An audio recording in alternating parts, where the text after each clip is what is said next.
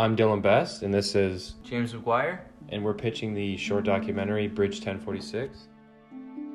Our documentary takes place in St. Catharines, Ontario at the Burgoyne Bridge. Burgoyne Bridge is the second highest site of suicide deaths in North America. Our documentary focuses on the impact the creation of the bridge had on the community and how the conscious neglect of suicide prevention barriers led to the death of a lot of sick people.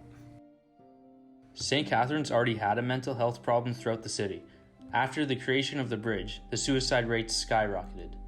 Despite these alarming numbers, the city refused to build the barriers, and it fell on the community's shoulder to protest and advocate for their creation. After these community members campaigned and tirelessly fought for a response from the city, the barriers were finally built, almost 4 years and countless lives later. In our documentary, we will speak with Laura Ip, Wendy Duggan, and Paul McGuire. Wendy Duggan will give us first-hand insight into the community struggle. Wendy runs a Facebook group of activists who push the city into finally implementing the suicide measures. She also organized patrols of the bridge in an effort to curtail the number of people taking their own lives. Laura Ip, a city councillor from St. Catharines, who fought for the barriers on a political front. She brings a personal connection to the story, having lost her own sister to suicide at a young age. Paul McGuire is a chaplain at a St. Catharines high school who has first-hand experience with the topic. He has helped students cope with the loss of some of their friends.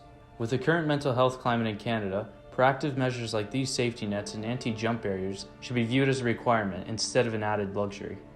On a larger scale, the city of San Francisco recently added suicide prevention nets to the Golden Gate Bridge. Once again, it was only made possible with the contribution of community activists and dedicated politicians, very much like the ones in St. Catharines. We believe the story of these autonomous individuals deserves to be told. They went out of their way to help and save others when no one else would.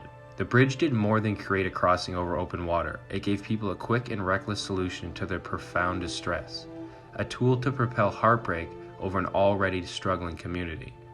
The hesitation of the politicians and the lack of preconceived barrier designs undoubtedly cost Canadian lives.